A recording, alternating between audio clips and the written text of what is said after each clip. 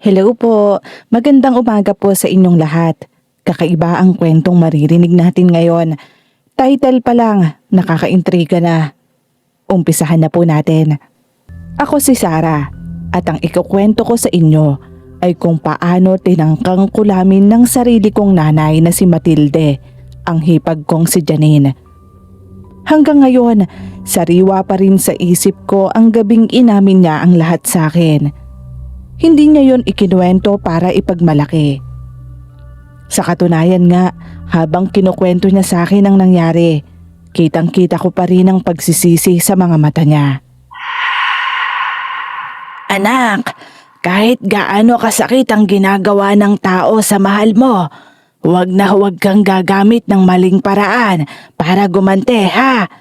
Kasi minsan, ang unang masasaktan doon, yung taong gusto mong iligtas. Pero Nay, gusto mo lang namang makatulong, hindi ba? Wala ka namang intensyong masama. Oo nga, pero hindi sapat ang mabuting intensyon kung mali naman ang paraan. Hindi mo naman sinasadya yun, Nay. Alam ko, pero hindi na mababawi ng salitang hindi sinasadya ang sakit na naiparanas ko. Siguro kung ako yung nasa sitwasyon mo noon, baka ganun din yung nagawa ko. Pero bakit mo alam yung ganong gawain, Nay? Matagal nang naipapasa sa pamilya namin yon. Ibig pong sabihin, oo, lahat kaming magkakapatid. Alam ito. Pero hindi naman lahat ginagamit. Sadyang ako lang ang nagkamali. Hindi ko kaagad na intindihan ang ibig niyang sabihin na yon. Pero nang marinig ko na ang buong kwento, doon ko lang naunawaan kung gaano kabigat ang naging kapalit ng maling desisyon ni nanay. Si Kuya Arman ang panganay sa aming magkakapatid. Kung may lalaking masasabi mong husband material, siya na yon. Responsable, masipag, magalang, at higit sa lahat, mahal na mahal niya ang asawa niyang si Janine. Oh, bakit naman may galos ka na naman dyan sa pisngi mo? Eto ba? May tinulungan kasi ako kanina. Babae ba yan? Oo May mag-asawa kasing nag-aaway sa may kalsada. Yung lalaki halos bugbugin na yung asawa niya. Wala nang umaawat kaya kami na yung lumapit. Sinasabi ko na nga ba? Kung mukha mo kaya yung baragin ko ngayon, anong mararamdaman mo? Janine naman. Ano? Tumulong lang naman ako para mailayo namin yung babae sa asawa niya. Hindi mo naman trabaho yon. Wala naman akong ginawang masama ron. Hindi ka pulis, tanod o rescuer para gawin mo yon. Bakit kailangan mo pang makisawsaw sa problema ng iba, ha? Kapag babae kasi ang kaharap, dapat respeto pa rin ang dapat na pinapairal. Respeto ka dyan. Hindi mo obligasyon na tulungan lahat ng babae sa mundo. Aray, masakit. Mabuti nga sa'yo. Ano, dadagdagan ko pa yan? Ano ka ba naman? Nasaktan na nga yung tao Asan ba yung sweldo mo? Bakit kulang to? Naggabot ako ng kaunting pera dun sa babaeng tinulungan namin. Anak nang, nagbigay ka pa ng pera? Naawa kami. Duguan siya at namamaga pa yung muka. Napakaengot mo talaga. Hindi mo responsibilidad ang buhay ng ibang tao. Kung tutulungan mo ang lahat ng babaeng makikita mo, mauubos ang meron tayo. Mag-isip ka naman. Nagpapamigay ka ng pera sa babaeng hindi mo naman kakilala.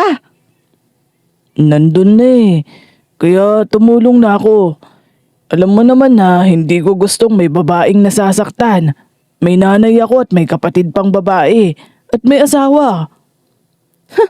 Parang ikaw pang mas naaawa kaysa dun sa asawa niya.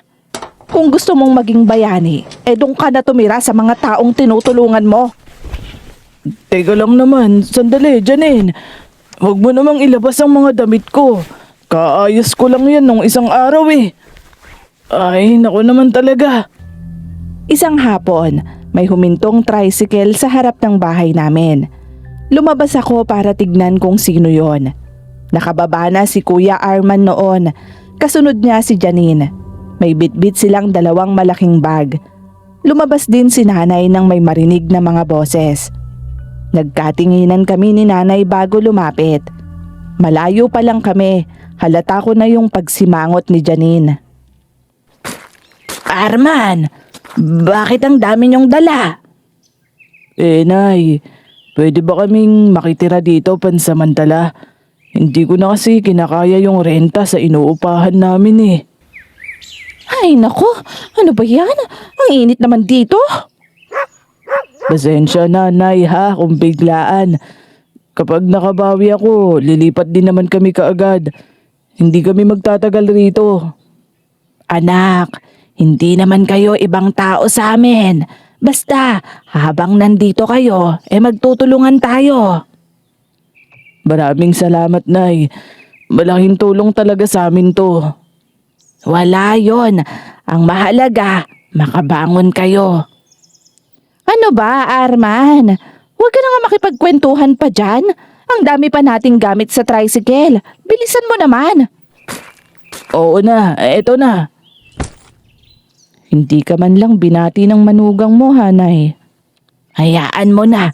Baka pagod lang sa may biyahe. Kahit sana pagod, marunong pa rin gumalang at rumispeto. Biyanan ka niya. Ano ka ba? Para kang bubuyog dyan na bulong ng bulong. Napansin ni nanay na si kuya lang ang paulit-ulit na nagbubuhat. Samantalang si Janine, nakatayo lang sa lilim habang hawak ang cellphone. Ilang minuto na ang lumipas, hindi man lang ito tumulong kahit na magaan na bag lang ang buhatin.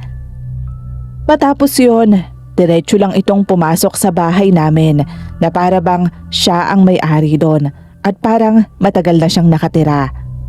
Napailing si nanay. Hindi niya namalayang may kung anong mabigat na sa pakiramdam niya ang unti-unting nabubuo.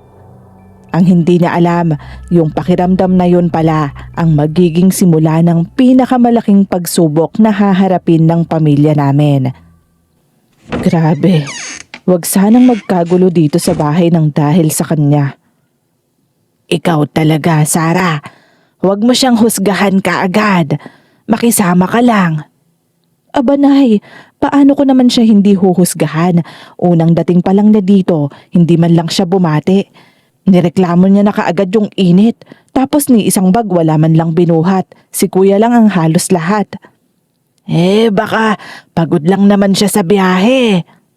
Pareho lang naman silang nagbiyahe ni kuya. Tsaka sila ang makikitira dito. Hindi ba dapat silang unang makikisama sa atin? Ano bang sinasabi mo, Sarah? Hindi naman sa nagdadamot ako, Nay.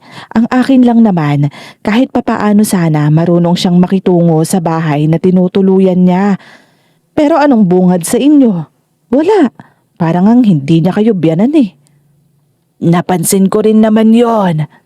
Oh, bakit parang okay lang sa inyo? Nakikita mo naman ang kalagayan nila, hindi ba?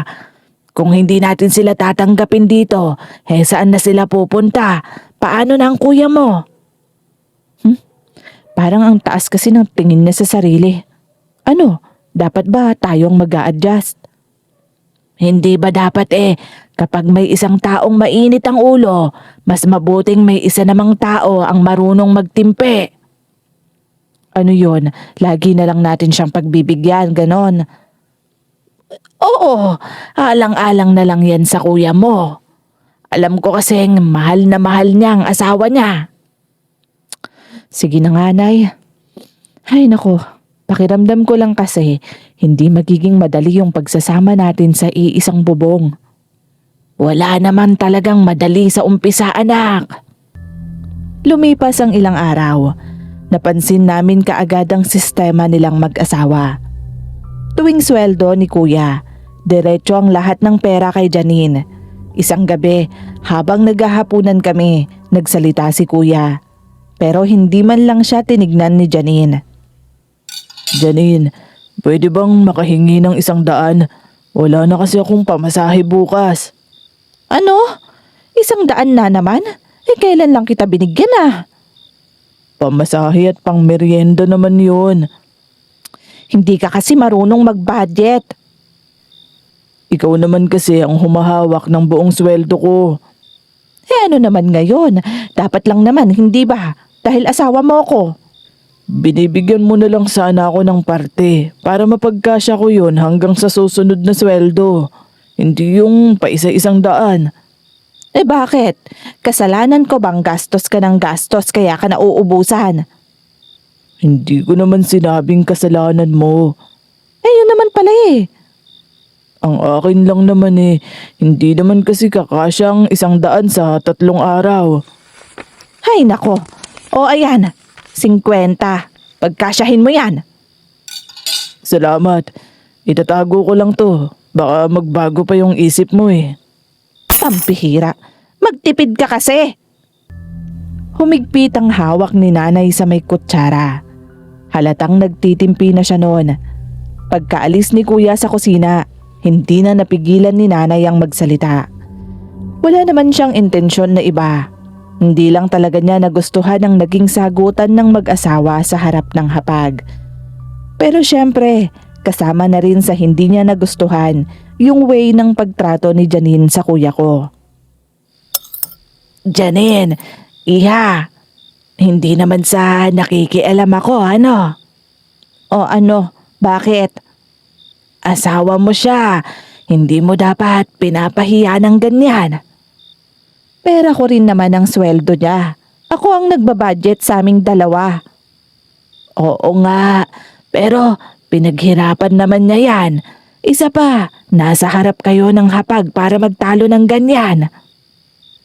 Siya naman ang nag-umpisa, hindi ba? Pero hindi naman din tama ang pagtrato mo sa kanya. Paano ba dapat? Dapat ba sambahin ko siya dahil siya nagtatrabaho sa amin, ganun ba? Ganun ba ang gusto niyong pagtrato ko sa kanya? Hindi naman. Hindi sa ganon. Pwes, tigilan niyo ang panghihimasok niyo sa amin. Kaming dalawang may karapatan dito. Janine, tama na. Huwag mo naman pagtaasan ng boses si nanay. Isa ka pa eh. Oh, Nay. Sarah, bakit? Yan kasing nanay mo, kino-question niya na ako sa pakikitungo ko sa'yo. Alam mo, yan yung sinasabi ko sa'yo bago tayo lumipat dito. Hindi ka nakikinig sa akin. Maayos naman ang pakikiusap ko sa'yo. Kahit pa, nangingialam pa rin kayo. Sige na, tama na yan. Tapusin nyo na muna yung pagkain nyo. Nay, sige na, hayaan nyo na lang kami. Oo, sige. Pasensya ka na. Habang tumatagal ang pananatili nila sa bahay, lalo namang lumalala ang sitwasyon. Ni piso, wala silang ibinibigay para sa mga bayarin. Lahat ng pagkain, si nanay ang bumibili. Lumalabas lang din ng kwarto nila si Janine kapag kakain lang. Mabuti nang halang, nasa abroad si tatay. May pinagkukunan kami ng panggastos at si nanay paminsan-minsan nakikipitas din ng mga gulay. Isang umaga, nasa kusina si nanay noon at nagluluto ng almusal. Ito lang ba ang ulam? Oo, nagmahal kasi ang mga bilihin ngayon kaya nire-remedyo ko na lang ang ulam natin para rin naman makatipid. Ay, wala na bang mas masarap dyan? Nakakasawa na kasi yung puro ganyan. Oh, gising ka na pala. Nayo, ito po yung pandesal na pinabili nyo. Salamat anak. Akin na yan. Oh, ang dami naman yata ng kakainin mo. 4 na piraso na yan ng pandesal ah. Gutom ako eh. Yan, bagay yan na ipalaman. Nay, may bagoong pa ba tayo? Aanhin mo naman ang bagoong kuya. Uulamin ko, kasama ng mantika ng itlog. Kaunti na lang kasi yung natirang ulam eh. Ano, sisisihin mo ko? Ha? Hindi, sinasabi ko lang naman. Hindi kasi porke ikaw ang nagtatrabaho, ikaw nang dapat kakain ng masarap. Wala naman akong sinabing ganon. Isa pa, responsibilidad naman kita bilang asawa. Mabuti na yung malinaw. Tahimik na kumuha si nanay ng bagoong noon. Habang inaabot niya yon kay kuya, nakita kong nanginginig ang kamay niya. Ibig sabihin lang noon, nagpipigil na naman siya ng galit. Matapos mag-umagahan, tumayo na si Janine. Iniwan niya ang plato at saka pumasok na sa kwarto nila.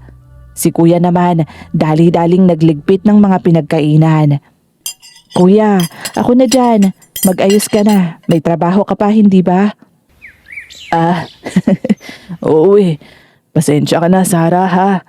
Tutulong na lang ako mamayang gabi. Okay lang. Gawain ko naman to kahit kami lang ni mama yung nandito. Oo, sige. Maliligo pa ako. Bilisan mo na at baka mahuli ka pa. Ay, nagpatuloy kayo ng prinsesa dito. Ano ka ba? Yang bunganga mo nga. Mamaya na marinig ka. Mas malaking gulo na naman ang mangyayari. Nandyan lang sa kwarto oh.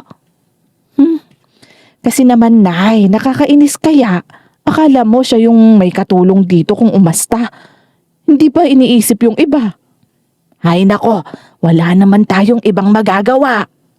Pambihira talaga si kuya. Dahil sa kasibaan ng asawa niya, mantika at bagoong na lang ang inalmusal niya. Mabuti nga may natira pa para sa atin eh. Nagpipigil nga lang rin ako kanina. Nakita ko nga yung nginig ng kamay niyo. Yan na nga bang ayaw ko eh. Pati tayo apektado sa ginagawa ng asawa niya. Eh sige na, maghugas ka na. Huwag ka nang masyadong magsalita pa at baka marinig ka. Marinig man niyang sinasabi ko, wala naman siyang pakialam eh. Kaya okay lang. Ikaw talagang bata ka. Sige na, aalis na muna ako ha. Pakikipitas ako ng ceiling green para may maiuwi rin ako. Eh dagdag ulam rin yon. O sige po, mag-ingat po kayo. Lumipas pa ang mga linggo. Mas lumala ang ugali ni Janine. Habang tumatagal ang pananatili nila sa bahay, lalo ring lumalabas ang tunay ng ugali. Kapag nag-uutos siya kay kuya, kailangan agad yung nasusunod. Dahil kapag hindi, siguradong may masasaksihan kaming hindi maganda. Isang araw, naglalabas si nanay sa likod ng bahay. Ako naman, nagwawalis sa bakuran. Narinig namin ang boses ni Janine mula sa loob. Arman, ilang beses ba kitang uutusan ha? Ang bagal-bagal mo. Pasensya na, hindi ko lang narinig kaagad. Ito ng tubig mo. Aray, huwag ka namang mangurot. Palusot ka kasi ng palusot. Oo, sandali lang. Huwag mo naman akong itulak. Dahil naiinis na ako sa'yo. Tama na yan. Para sa pagkuha lang ng tubig nagsisigawan na kayo. Eh bakit? Asawa ko naman siya. Hindi ibig sabihin nun pwede mo na siyang saktan. Problema niyo pa ba yon? Problema naming mag-asawa yon. Oo, anak ko yan. Pwiset, magsama kayong dalawa. Nay, hayaan niyo na kami. Anak, hindi na tama ang ginagawa sa iyo ng asawa mo. Wala kang trabaho dapat nakakapagpahinga ka kahit papaano. Okay lang naman, Nay. Minsan ko lang naman asikasuhin yung asawa ko. Hindi naman yan baldado, anak. Para ikaw ang gumawa ng lahat para sa kanya. Alam ko po. Pero okay lang naman. Hindi naman mahirap na trabaho to. Pero sinasaktan ka na niya, anak. Konting bagal nananakit na. Ganyan ba talaga siya? Opo. Hindi naman po malala yung pananakit niya sa akin. Sa nakikita ko kasi, mukhang hindi ganon ang nangyayari. Ano ba kayo? Hayaan niyo na lang kami. Napabuntong hininga si nanay at wala nang nasabi. Akala namin hanggang doon lang yung nangyayari kila kuya. Pero isang gabi, mas malala pa ang nangyari. 10:00 na noon, Napadilat ako ng mata dahil sa pagtatalo sa kabilang kwarto. Hindi ko maintindihan yung mga salita nila. Pero maya-maya may narinig kaming malakas na kalabog. Napabangon kaagad si nanay noon at sabay kaming lumabas ng kwarto. Ano yon? Hindi ko alam, Nay. Parang kila kuya. Halika, silipin nga natin. Diyos ko, ano bang ginagawa ng dalawang yon gabing-gabi na? Si Janine, Nay. Ano? Sinasagot mo na ako? Hindi. Nagpapaliwanag lang naman ako sa'yo. Ay, Diyos ko. Pipigilan ko sila. Nay, ano ba kayo? Mas gugulo lang kung papasukin niyo sila dyan sa kwarto nila. Ano bang mas gugulo, anak, ang sinasabi mo? Hindi ba nga? Ayaw na pinapakialaman ni Janine yung pagtatalo nilang mag-asawa, tapos papasok pa kayo dyan sa kwarto nila. Ano? Hahayaan ko na lang na sinasaktan niya ang kuya mo. Kita mo nga halos bugbugin na siya, hindi pa lumalaban.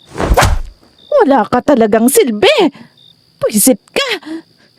Hindi mo na ako pinapakinggan. Lagi mo na lang din kinukontra ang gusto ko. Dahil hindi pa nga natin kaya. Hirap na rin naman ako sa trabaho.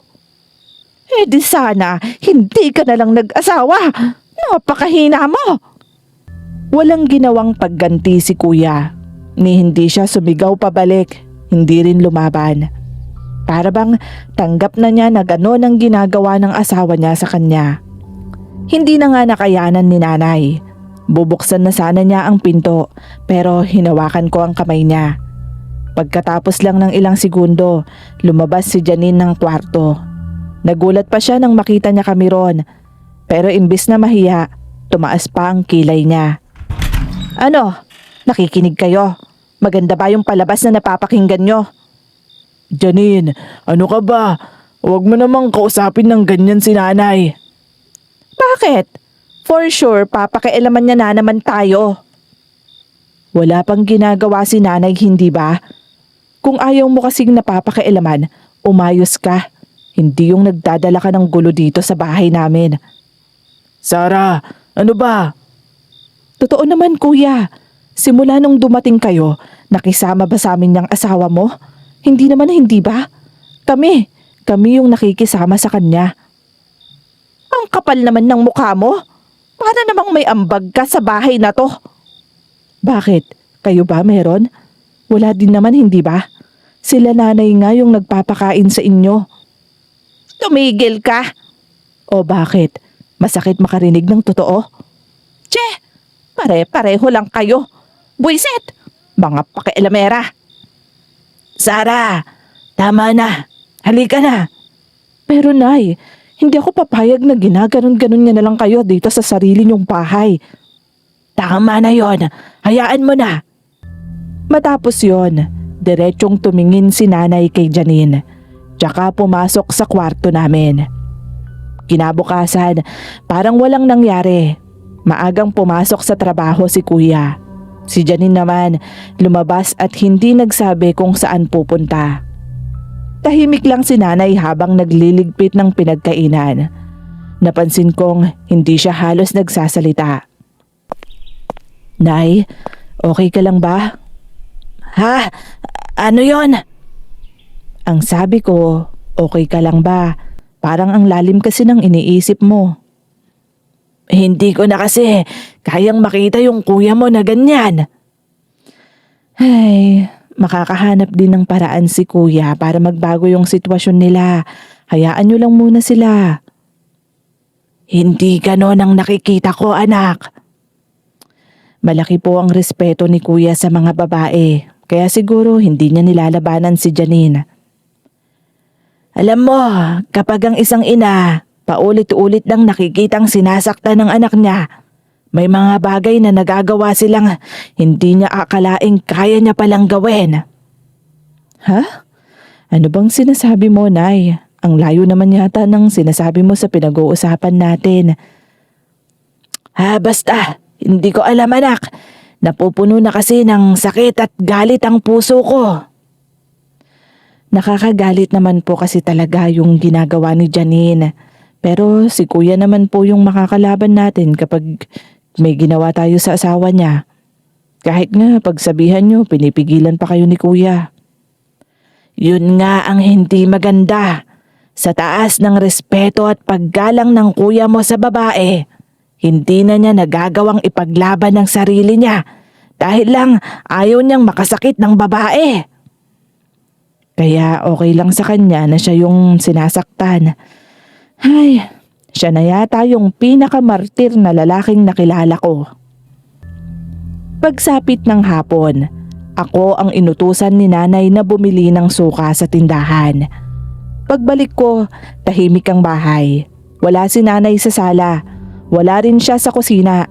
Hinanap ko siya hanggang sa mapansin kong bahagyang nakabukas ang pinto ng kwarto ni na kuya. Nasilip ko si nanay sa loob. Bigla siyang napahinto nang may makita siya sa tabi ng higaan. Isang hikaw yon. Iisang piraso lang. Kinuha niya yon at pinagmasdan bago niya isinilid sa bulsa ng bestida niya. Pero hindi ko na nakita yon. Sigurado akong kay Janine nga ito. Sapat na ito para sa gagawin ko. Nay, anong ginawa niyo sa kwarto nila kuya? May hahanapin lang sana akong kumot ron. Kumot? Oo, akala ko kasi may naitabi ako ron. Akala ko kasi nagnanakaw na kayo. Ano? Ako pa ba ang pag-iisipan mo na magnanakaw ha? Joke lang naman, Nay. Nagulat lang ako kasi kanina pa kayo pakaikot-ikot dun sa may loob. Hindi ko naman alam kung ano ba talagang hinahanap nyo. Sinabi ko na nga sa'yong kumot lang ang hinahanap ko ron. Bakit wala naman kayong dalang kumot paglabas nyo? Wala pala ron. Akala ko naman may nakita na kayong sekreto. Ano, Nay? Marami ba silang pera? Kung ano-ano talagang pumapasok sa isip mo. Kayo naman, high blood kayo kaagad. Binibiro lang kayo eh. O siya, halina kayo. Tutulungan na lang kita sa kusina. Mas mabuti pa nga yun kaysa yung kung ano-anong sinasabi mo sa akin. Ngumiti si nanay. Hindi naman na ako nagtaka. Hindi ko alam na sa gabing yon, gagawin ni nanay ang isang bagay na habang buhay niyang pagsisisihan. Habang mahimbing kaming natutulog, si nanay naman gising pa rin. Maya-maya, marahan niyang binuksan ang pintuan ng bahay at lumabas papunta sa likod. May maliit kaming kubo ron. Pinagtatambakan na yon ng mga lumang gamit. Matagal nang nakatago ang mga ito.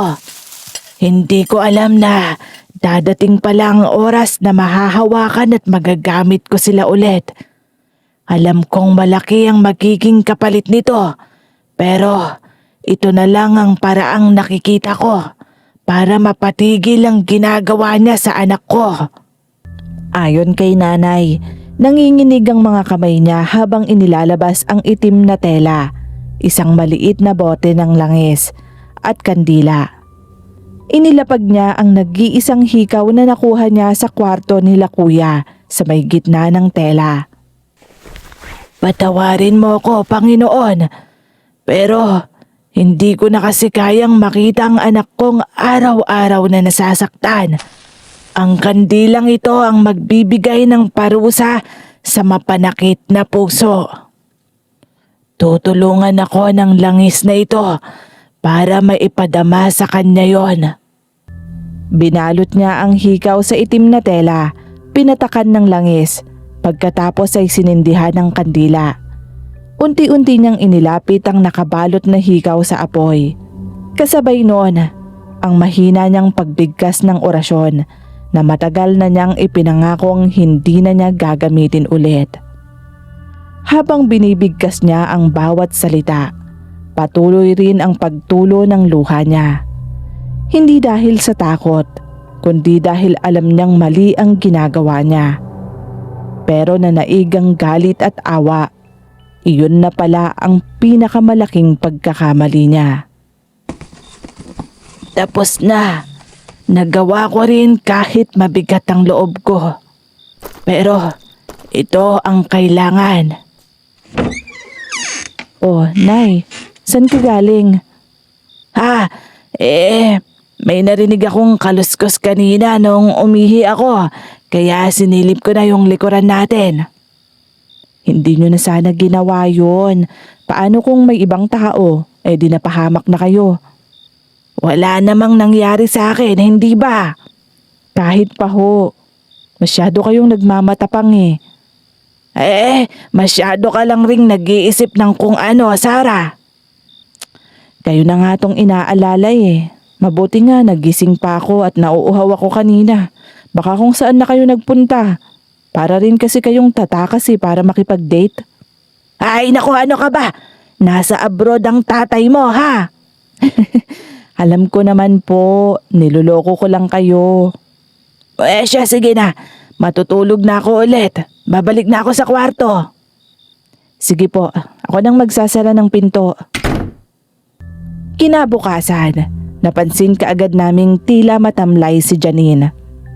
Habang nag-aalmusal kami, napahawak siya sa sentido niya.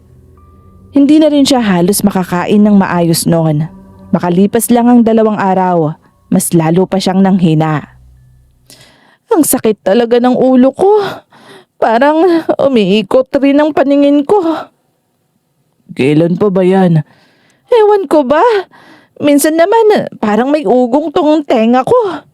Nabibingi na yata ako eh. Ano ba yung mga sinasabi mo?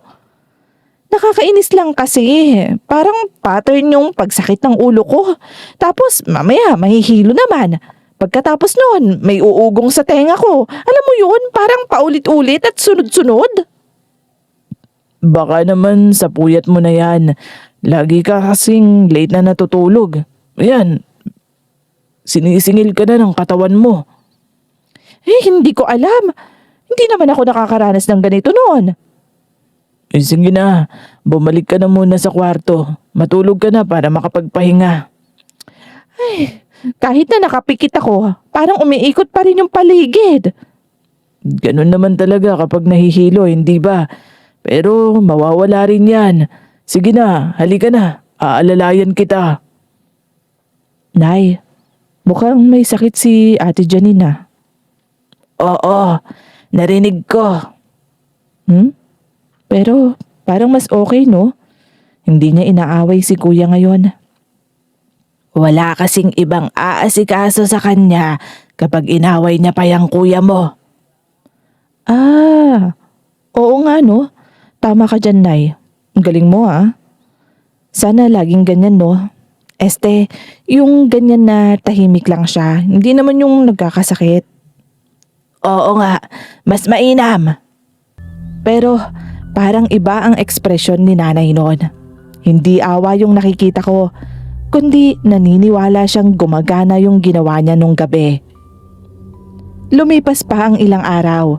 Hindi na halos lumalabas si Janine sa kwarto. Pabalik-balik yung pag-inom niya ng gamot, pero parang wala namang epekto. Samantalang si Kuya Arman naman, halos mag-iisang linggo na naming hindi nakikita. Nagpapadala lang siya ng mga messages. Dito na kami magpapalipas ng gabi, Nay. Huwag niyo na akong hintayin pa. Pakisabi na lang din kay Janine. Wala pa rin ba si Arman hanggang ngayon?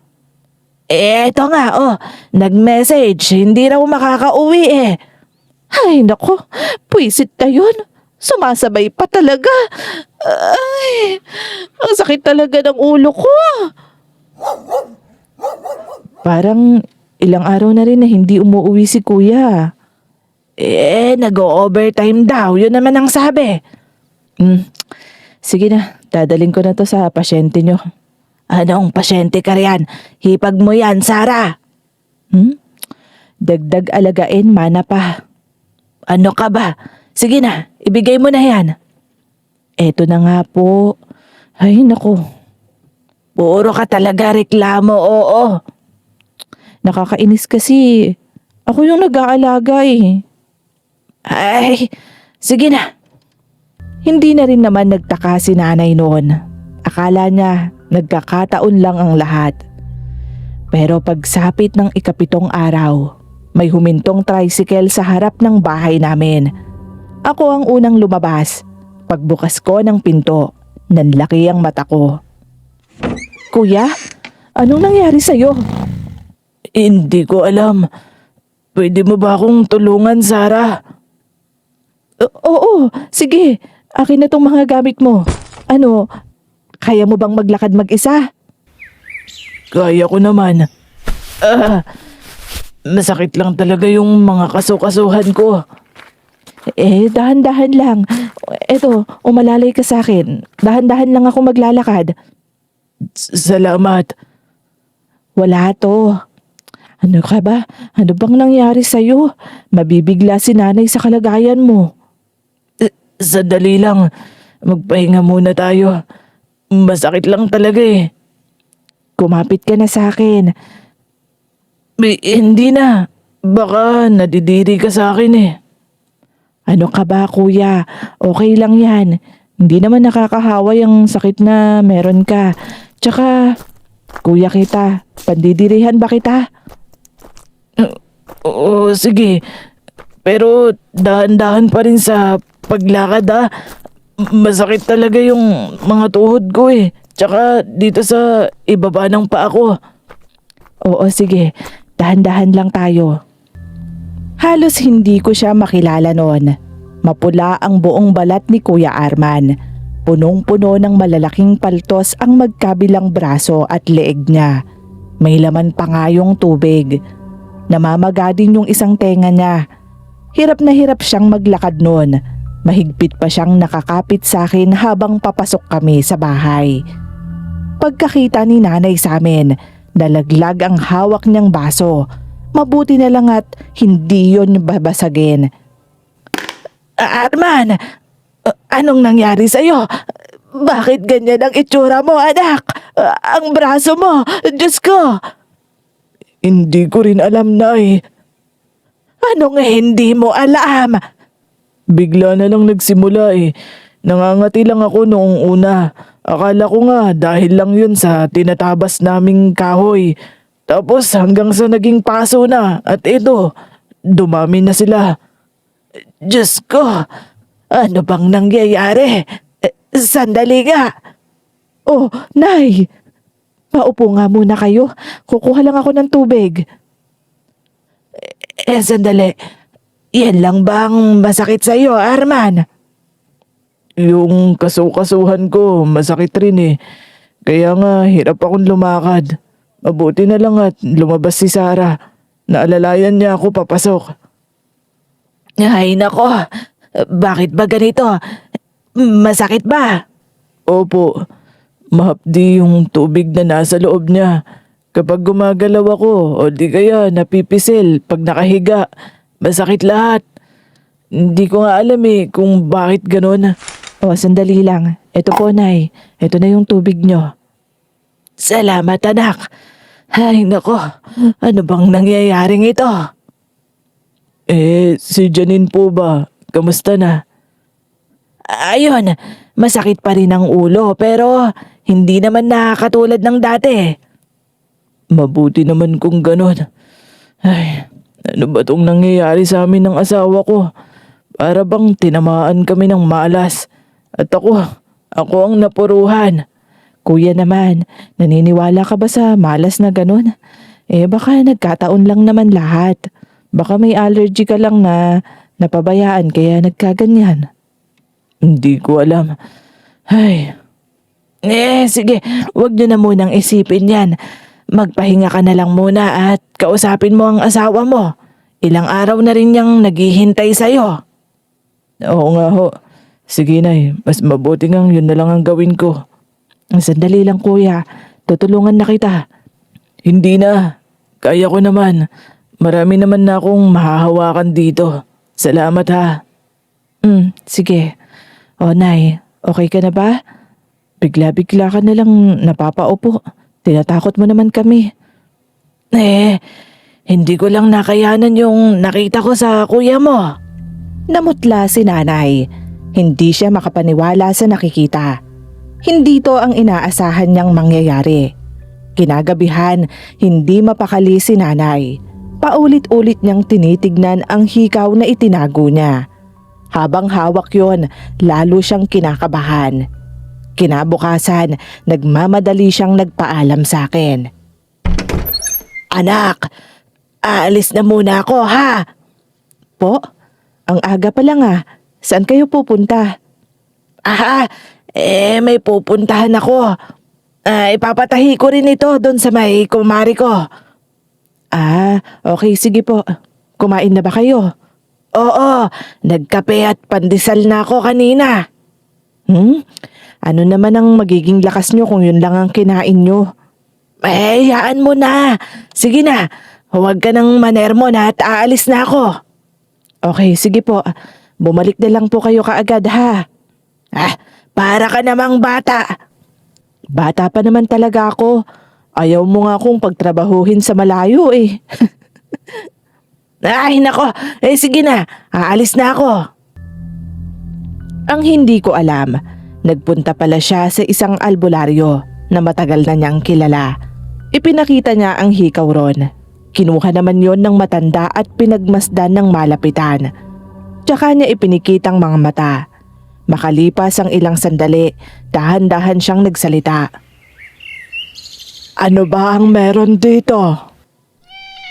Hindi ko maipaliwanag pero parang mali ang nabarang ko.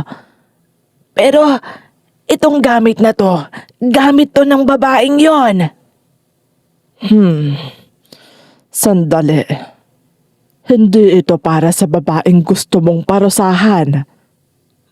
Anong ibig mong sabihin? Hindi yan sa kanya. Hindi sapat na gamit niya lang ang nakuha mo. Alam mo naman na laging sumusunod ang barang sa pinakamalakas na bakas ng taong nakakapit sa bagay na yon. Hindi ko maintindihan. Matagal na itong nakadikit sa ibang tao. Ang pawis niya, ang init ng katawan at ang bakas ng kamay. Kanya na. Kaya hindi na sa babaeng may-ari kumapit ang barang, kundi sa huling taong nagdala nito. Huling nagdala? Oo. Isipin mo, kanino mo ba nakuha ang bagay na to? Kung ganon, nagkamali nga talaga ako. Oo, ganon na nga. Pero malaking pagkakamali ito, Matilde. Dahil aakalain mo talagang sa kanya ang gamit na yan.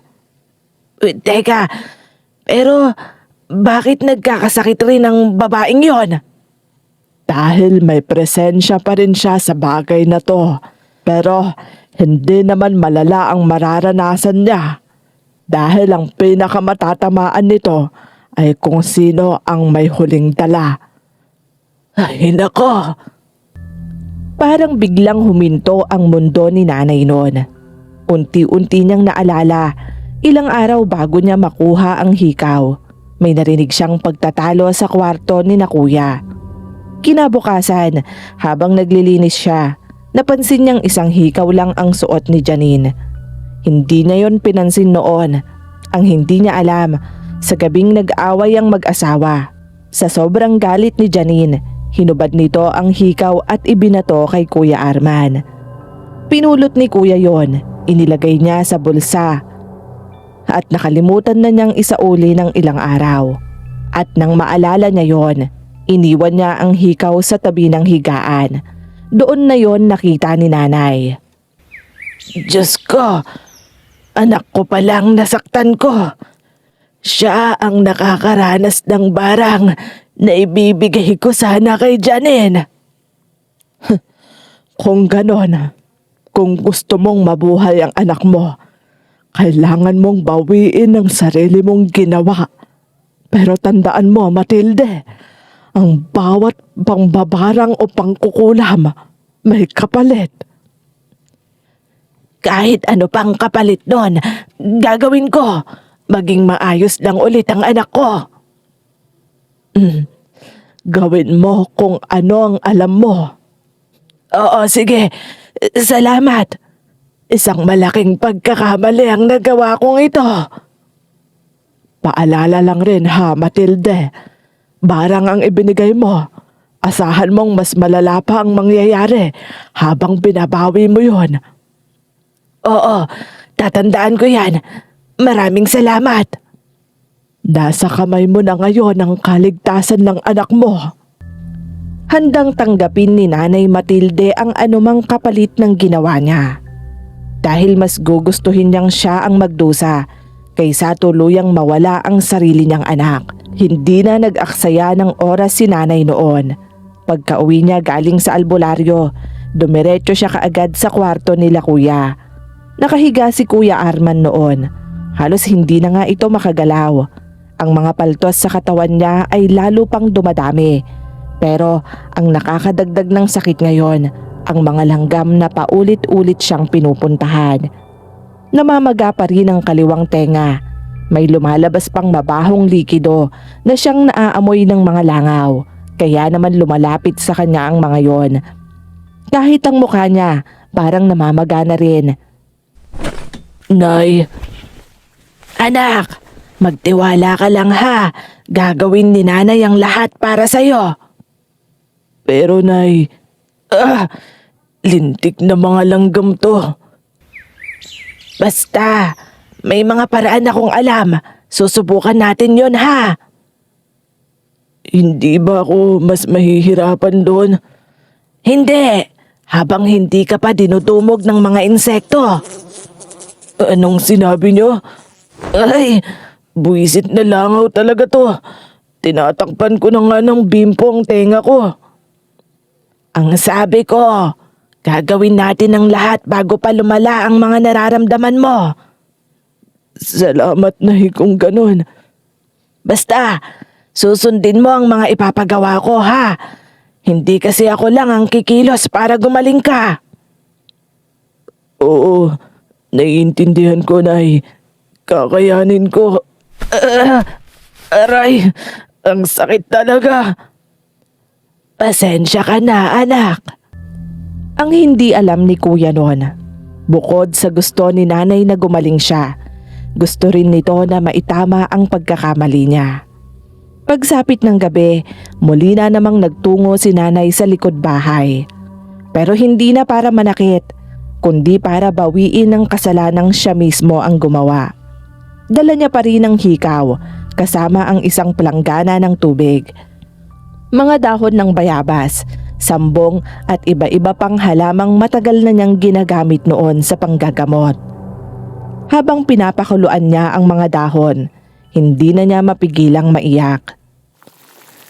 Panginoon ko, patawarin niyo ho ako. Hindi ko to ginawa para manakit. Ginawa ko lang naman ito dahil hindi ko na kayang makita ang anak kong sinasaktan. Pero mali pa rin ako. Kaya akong may dapat man na magbayad. Ako yon. Ako lang dapat. Ako ang may gawa. Ako rin ang dapat na singilin. Handa po ako. Handa ako sa anumang kabayaran nito. Ay nako, ano kayang ginagawa ni nanay doon? Ang sabi niya, gagawa pa siya ng gamot para kay kuya. Pero bakit doon siya nagpupunta sa may kubo? Hayaan ko na lang nga. Huwag ko na lang istorbohin. Kinabukasan, pinaliguan niya si kuya gamit ang tubig na pinagpakuluan ng mga dahon. Hindi na nagtanong pa si kuya noon. Sumunod na lang siya sa lahat. Siguro iniisip niya halamang gamot lang naman yon at wala namang masama kung susubukan nila. Pagkatapos maligo, pinahiran ni nanay ng langis ang mga paltos ni kuya. Tsaka siya nagdasal ng paulit-ulit. Sigurado ka bang okay lang to, Nay? Oo naman anak, wala namang masama rito. Magtiwala ka lang. Hindi pa rin kasi ako tinitigilan ng mga langgam at langaw na yan. Umpisa pa lang naman itong ginagawa natin. Nakakadagdag lang kasi ng sakit eh. Tapos yung langgam para bang pinupuntirya pa yung nakalobong paltos. Gusto pa atang butasin eh. Konting tiis na lang ha. Sana lang talaga umepekto yan, Nay. Para magkaroon naman ng pagbabago. Kuya, hindi naman lahat ng gamot tumatalab ng instant. Konting pasensya. Day, iniisip ko lang din kasi si Janine. Ayaw nga akong tabihan eh. Hindi nga ako kinakausap. Kita mo nga, mas madalas siya dun sa bahay nila. Hayaan mo na lang muna siya. Wala ka kasing naibibigay kaya siya ganun sa'yo. Yun na nga rin ang isang iniisip ko. Walang pumapasok na pera sa amin. Huwag mo na munang isipin yon. Ang dapat mong isipin ay yung gagaling ka. 3 araw ang lumipas. Humupa ang init ng katawan ni Kuya. Hindi na rin siya ginugulo ng mga insekto. Yung tenga niya wala nang tumutulong mabahong likido. Pero si nanay naman ang nagsimulang manghina. Habang naghahain siya ng almusal noon, bigla siyang napahawak sa mesa. Namumutla siya hanggang sa napaupo na.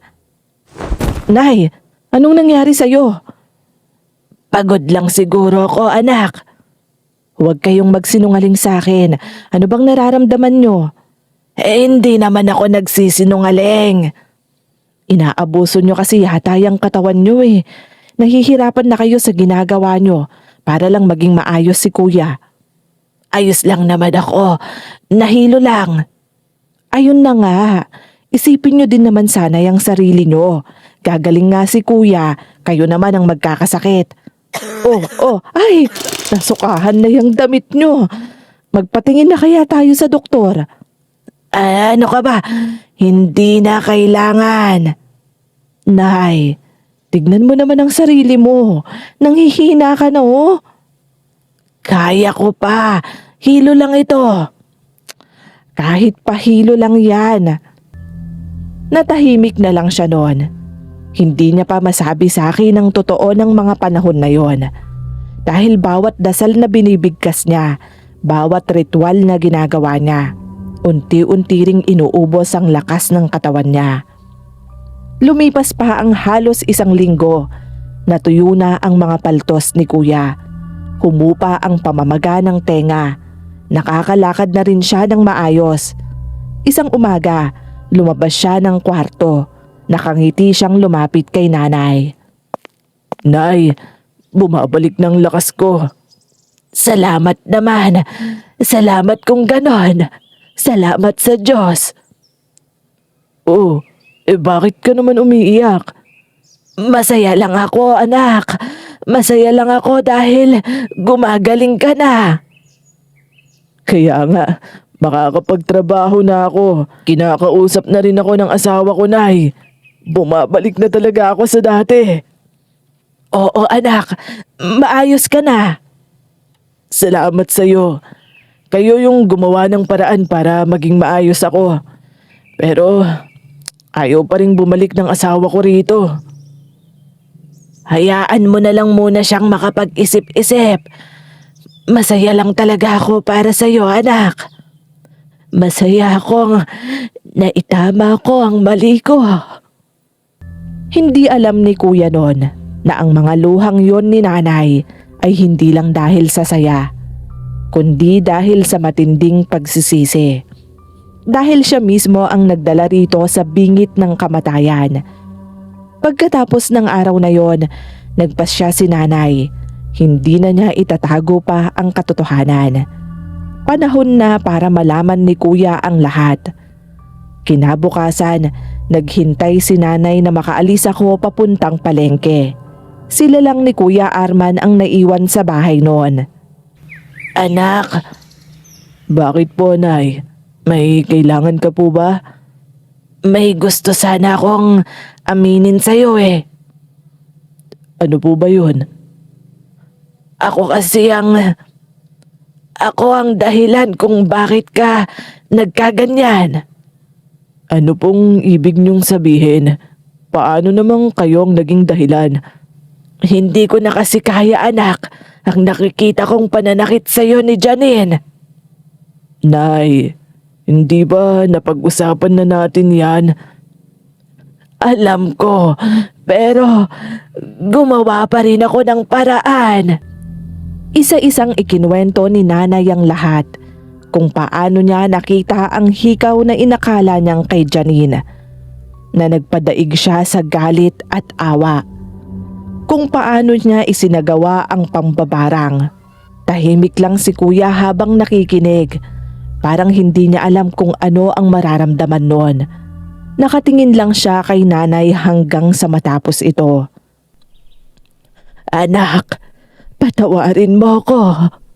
Akala ko mapoprotektahan kita. Hindi ko alam na ikaw pala ang tatamaan. Nay, alam kong hindi nyo ginawa yun dahil gusto nyo akong saktan.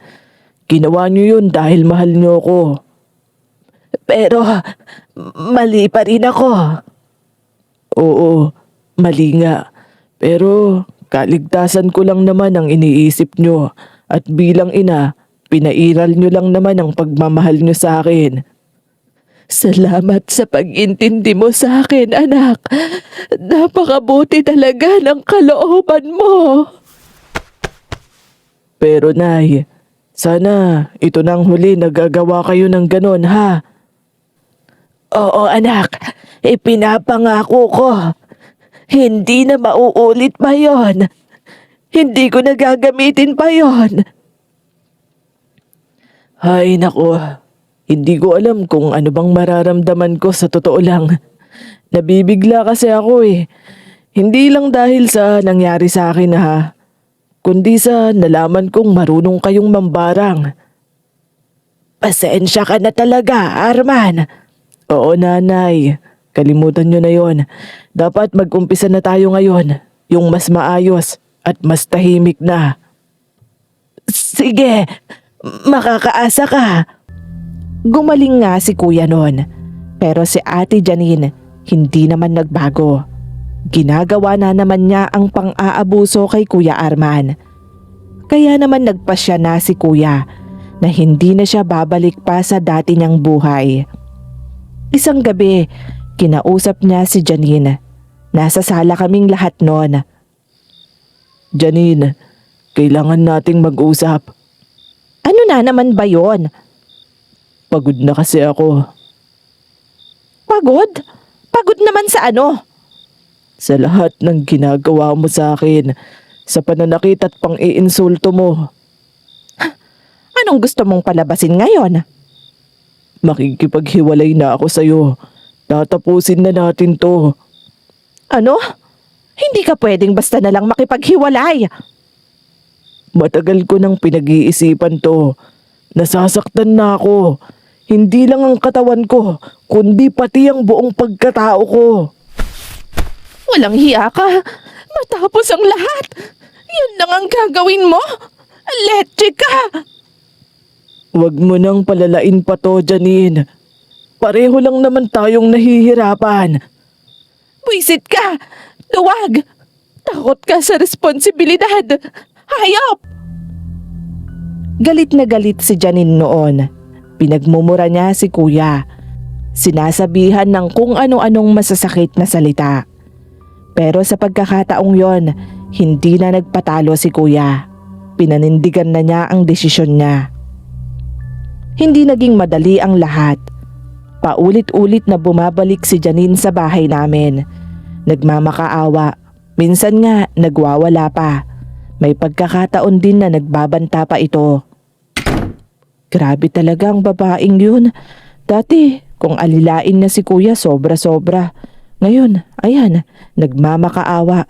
Parang bata na kapag hindi na pagbigyan, nagagalit at nagwawala. Dahil nawala na ang taong nagbibigay ginhawa sa kanya. Kaya siya nagkakaganyan ngayon. Ngayon niya nakikita kung ano ang halaga ng kuya mo. Di magtrabaho sana siya para magkaroon siya ng pera. Mas madali sa kanya na maghintay sa kung ano ang ibibigay sa kanya kaysa sa maghirap siya para sa pera. Kaya siya naging abusado kay kuya. Mabuti na lang talaga nagising na siya sa pantasya niya dyan sa babaeng yan. Kaya ikaw ha, maging wais ka sa pagpili ng mapapangasawa mo. Wala pa akong balak, no? Tumatanda ka na rin, Sarah. Hindi habang buhay nandito kami ng tatay mo para sumuporta sa inyo. Alam ko naman po yon, pero hindi pa sa ngayon. Gusto ko munang i-enjoy yung pagiging dalaga ko. Umabot ng halos ilang buwan ng proseso bago tuluyang nawala si Janine sa buhay ni Kuya. Halos 1 taon din ang lumipas nang may ipakilala si Kuya sa amin. Paglingon namin, may babaeng nakatayo sa likuran niya. Simple lang ang pananamit nito, mahinhin din ng kilos. Ngumiti ito at magalang na nagmano kay nanay. Nay, Sarah, may gusto sana akong ipakilala sa inyo. Siya si Dina, girlfriend ko. Magandang hapon po. Maganda ka pa sa hapon, iha. Hindi naman po nasabi ni Arman sa akin na may pagkabolera pala kayo. Nararamdaman ko lang kung sino ang may mabuting puso. Oh, iiwan ko na muna kayo dyan ha. Kayo na munang bahala kay Dina. Sarah, wag mong aawayin ha. Ha? Ako? Kailan pa ako nang away no? Hindi naman ako nang aaway ah. Biro lang naman. O nay, kayo nang bahala sa girlfriend ko. Oo, sige. Pumunta ka na kung anong gagawin mo. Napangiti si nanay noon. Hindi ko alam kung bakit, pero parang magaan ang pakiramdam niya kay Dina. Hindi naman siya nagkamali ron dahil si Ate Dina ang kabaliktaran ni Janine. Masipag, mapagmahal, magalang at hindi maluho. Walang sigawan o pananakit na nangyayari habang nagsasama sila. Maayos nilang pinag-uusapan ang lahat ng problema. Wala pa ngang 1 taon na nagsasama sina Kuya at Ate Dina. Nakapag-ipon na sila ng sapat na pera para makapagpagawa ng sarili nilang bahay. Noong araw na lumipat sila, hindi na mapigilan ni nanay ang mapaluha. Masaya ako na nahanap mo na ang tamang tao para sa iyo, anak. Nay naman, wag na kayong umiyak. Katabi nyo lang naman ang bahay namin eh. Ano ka ba? Natutuwa lang ako kaya ako naiiyak. Huwag kayong mag-alala. Bibigyan namin kayo ng maraming apo. Ano ka ba? Magiging losyang naman si Dina kung susunod-sunurin mo. Abay, maawa ka naman sa asawa mo. Ayaw nyo yun, Nay. Marami kayong magiging kalaro. Anong kalaro? Kita mong mahina na nga ang tuhod ko eh. Makikipaglaro pa ako sa mga apo ko. Abay, hindi ko na sila mahahabol. Nang gabi ding yon, doon na ikinuwento ni nanay sa akin ang lahat-lahat. Hindi ko alam kung ano ang sasabihin ko noon. Hindi ko rin inakala na may ganun pala siyang tinatagong lihim. Bago kami matulog, may sinabi si nanay sa akin na hanggang sa ngayon, hindi ko pa rin makakalimutan. Anak, huwag mong hayaang galit ang magdesisyon para sa iyo. Kapag mali na ang paraan ng paglaban mo, baka sa taong gusto mong iligtas, yon ang tatamaan at siya pa ang unang masasaktan. Doon ko rin tuluyang naintindihan na ang pagmamahal ng isang ina kayang magtulak sa mga bagay na hindi nito aakalaing magagawa. Natutunan ko rin, Miss Bella, na kahit gaano kabuti ang layunin, kapag maling paraan ang pinili, maaari itong bumalik at manakit sa taong gusto mong protektahan. Na wala talagang mabuting bunga ang paghihiganti. Dito na po natatapos ang kwentong ito. Sana po ay nagustuhan nyo. Bawat isang like at comments nyo po ay malaking tulong po sa akin. Maraming salamat po sa pakikinig. Hanggang sa susunod po. God bless you all.